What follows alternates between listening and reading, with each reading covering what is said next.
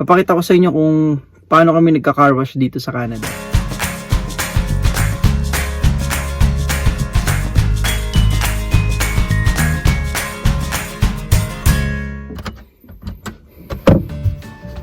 Hello everyone, welcome to my YouTube channel. So yesterday nag-live ako. First time ko mag-live. Matagal pala mag-upload pagkatapos ng live, lalo kapag more than 20 minutes or I think over 15 minutes. Sobrang tagal. So I ended up just deleting the video because even overnight walang bagal. So anyways, nakapag-post naman ako sa FB ng photo. So time check, it's already 8:30 PM pero makita nyo, maliwanag pa. Thank you sa mga supporters, sa mga nanonood ng videos ko sa channel. Just comment lang po sa video, scan my channel, baka sakaling may topic na makatulong sa inyo. So ang car wash dito, hulugan mo siya ng loonie or $1. Pwede rin toonies actually. Sa loonie, so gaano katagal yun?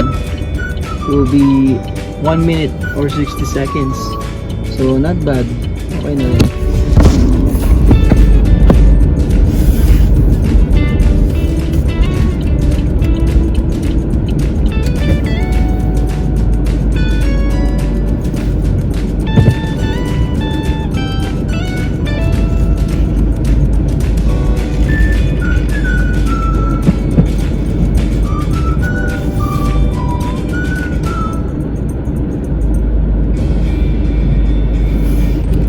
So normally pagka pipress tong button para i-open yung door.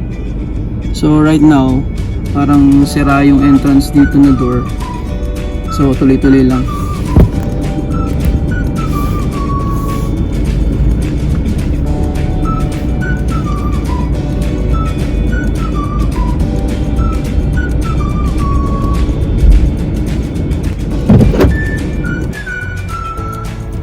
So yun pala, ito yung coins na ginagamit namin. So bibili na lang ako dito. Loonie, or mabibili mo siya ng $1. So pwede rin to. 1 coin is 60 seconds. So tara!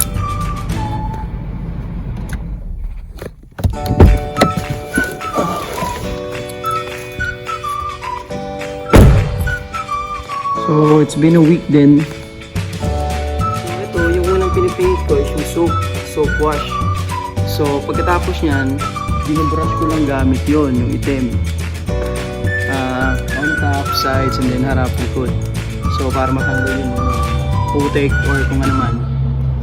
And then after noon, rinse. Tatapat ko sa rinse. Pating ng rinse, mga $2, $3 yan para fully rinse. Then after noon, kasama ko yung ilalim. So ibang car wash kasi rito, meron sa ilalim automatic or pinapadaanan lang. So ito manual pa to. Tapos afternoon, wax. So yung wax yun yung finishing after nung rinse. So para madulas siya after. And then pag may mga dumikit na alikabok, after nung wax, ipa-final na punas ko pa yan ng microfiber na towel para makita.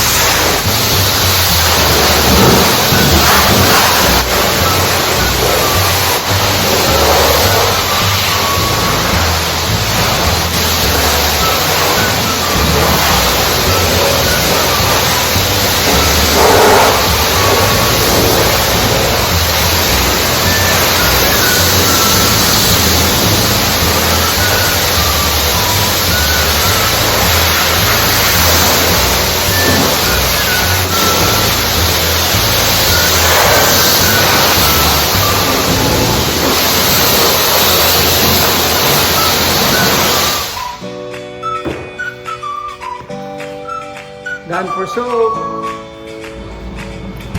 And brush naman.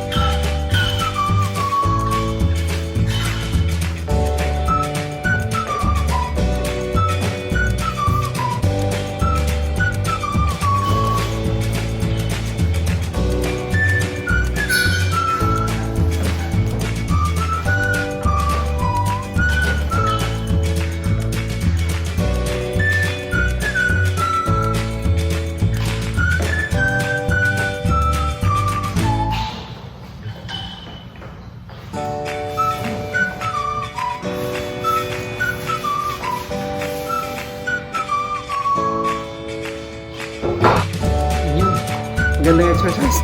Then next, rinse naman.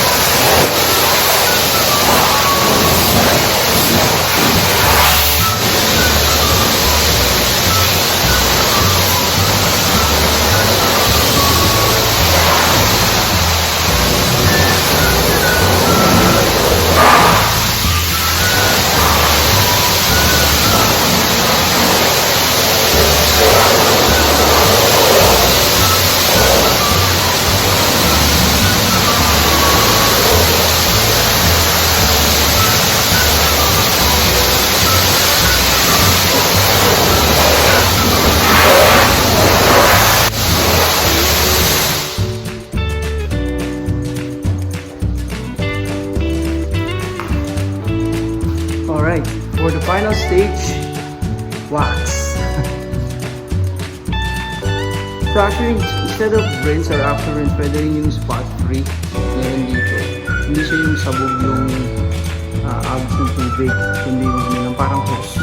So nakadalawang coins lang ako sa rinse. And then yung una yung soap. Then ginamitan ko nung brush after the soap. So ngayon, for finishing, wax.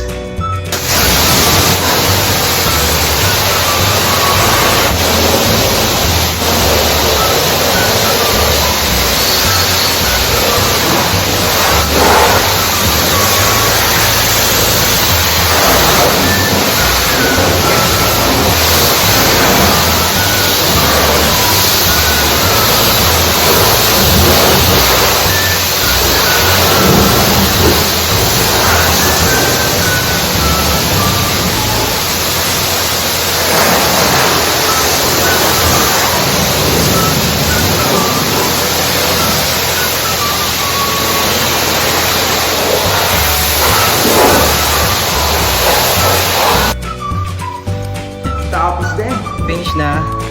So soap, brush, and then rinse, and then may wax ako. So yan lang. So kung makikita nyo yung finishing, makikita nyo kayo na parang oil. Yan yung wax. Then pupunasan ko pa yan since wala namang pila. So minsan pagka may pila, siyempre mahihiya ka rin sa mga puti. Mga nagmamadali rin yung mga yan. So since wala namang pila, and then dala ko yung microfiber cloth. So malagay yung microfiber cloth pampunas kasi hindi siya yung makapit sa basahan. Kasi once na may maliit na bato, pinunas mo sa sakyan, gas-gas yan. So pakita ko lang yung after ng wash. Kita nyo kung gaano kalinis.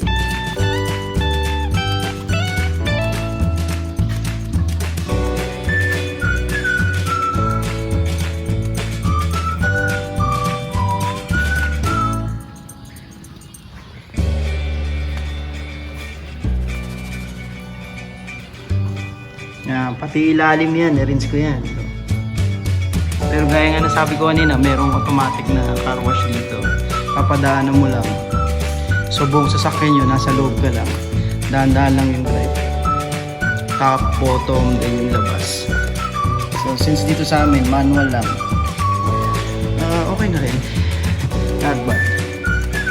So yun, makita nyo yung parang coil sa taas. Yan yung bukas.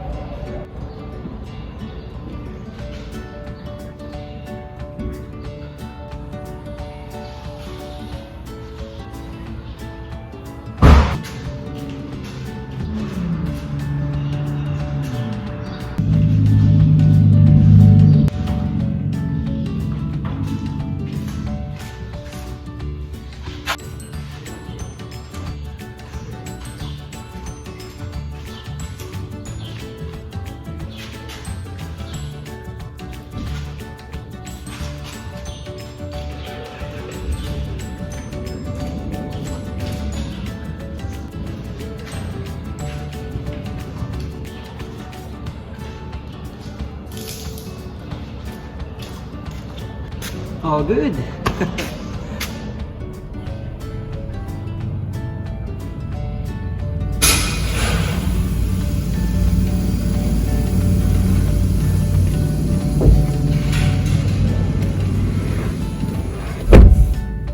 So, yun na. Inopen ko na lang yung exit door. Then, ready to go. Alright. Oops, sana hindi ko siya bumaba.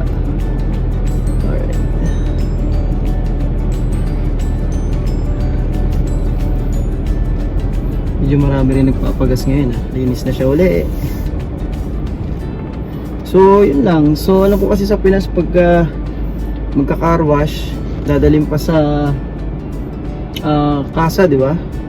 Iwa-wash nila, parang manual yung pagpunas ng sabon and then tubig sa balde. Kalimitan dito ganun, puro insert ko for 1 minute and then yung iba naman automatic. Pupunta ka dun sa may car wash area. And then papadaanan mo lang dun sa malaking machine. So buti walang waiting sa likod at naihabol ko pa yung wax. Kasi minsan mahaba yung pila dun sa car wash. And then parang nahihiya ka magtagal pa. Saka may indicator doon na kapag green, yon available yon. Pero kapag red yon, may gumagamit sa loob. I hope sana nag-enjoy kayo sa video na to. And until next time.